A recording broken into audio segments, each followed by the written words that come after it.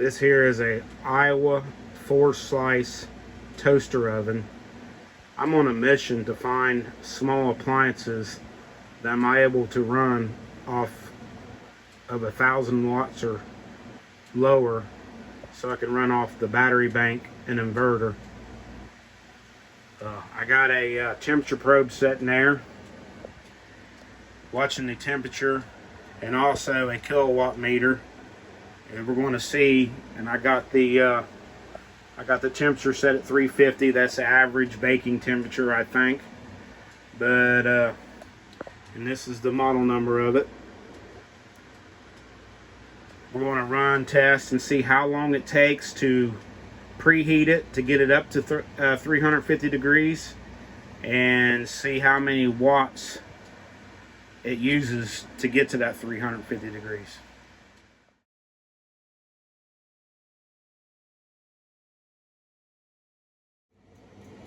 Okay, we're 30 minutes into this test. Cycling around 350. I had to adjust on the temperature probe, the gauge a little bit. I had to raise a little bit over, but under 350 was overshooting. But within 30 minutes, we've used 150 watt hours, and that includes the little over 6 minutes of preheat. 6 minutes of preheat and 30 minutes of cook time so far. It's used 150 watt hours. We'll sit here and watch the element come on and off and see how much swing it's got in the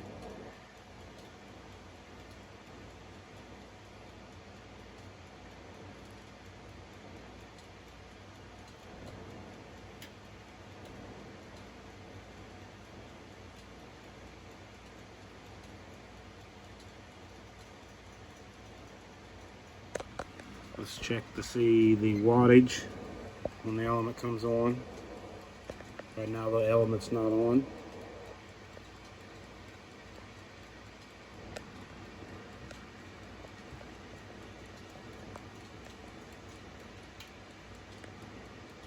There, the element just engaged.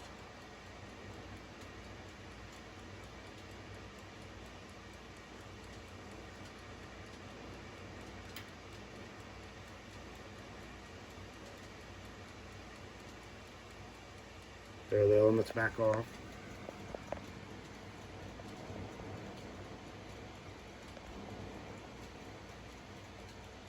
I think the low I've seen it go is 347, and the highest I've seen it go is like 352, 353.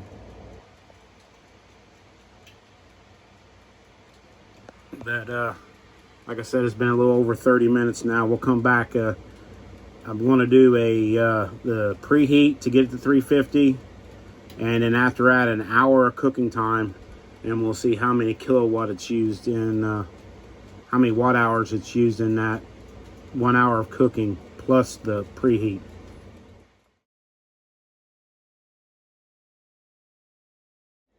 Okay, it's been 1 hour of cooking time. We've used 250 watt hours.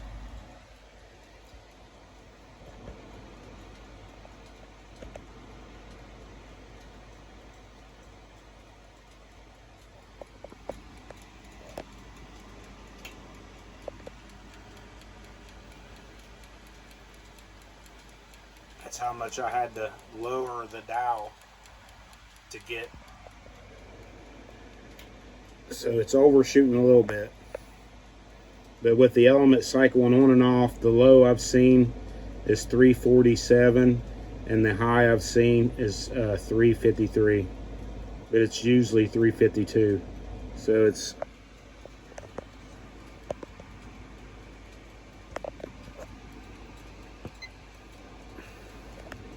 right now the element's off.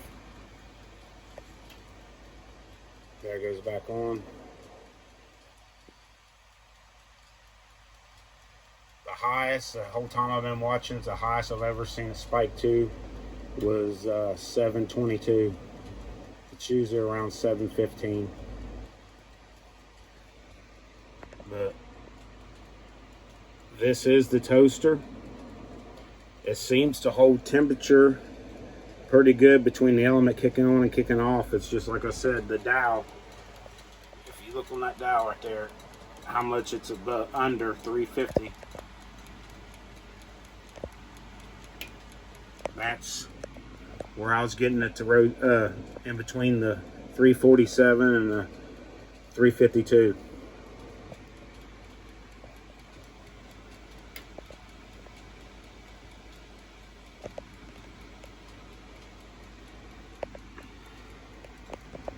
And we're over an hour now though, but now it's 260 watt hours. But when we was at the 1 hour mark, it was, so I would say it was probably 255 watt hours, to be fair. But there is the AIWA 4-slice toaster oven.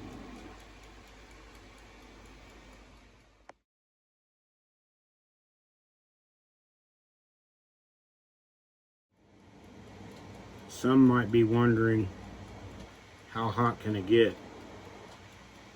Turned all the way up their so-called broil, but just FYI, you cannot make it to where only the top element's on. So turned up to their so-called broil is bottom element and top elements running the same time. But this is what it is capable of getting up to.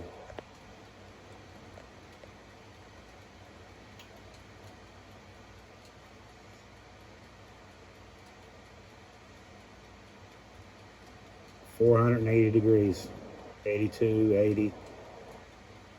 It's fluctuating between 480 and 482. That's how hot she can get.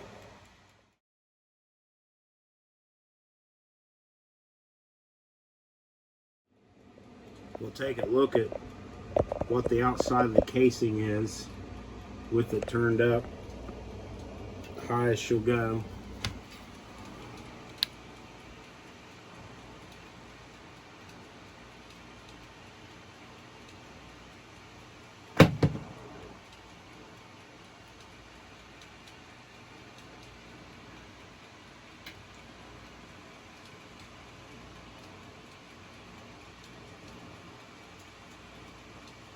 .225 on the top. Let's try the sides.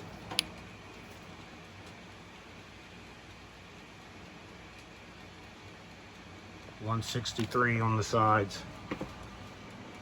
And we know that glass is hot. That glass is definitely hot in the front. But that is just in case you wanted to know what the outside of it was.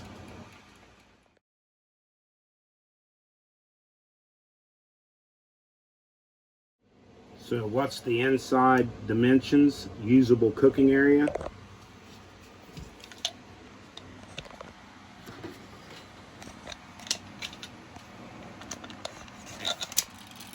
It is 8 inches deep, front to back, 9.5 side to side, and 3.5 from the rack to the element, and that is on the bottom run of the rack. There's 2 different levels you can put the rack in, but if you have the rack on the bottom, you have 8 inches deep, that'd be from front to back, 9.5 inches wide side to side, and from the rack up to the element is 3.5 inches tall.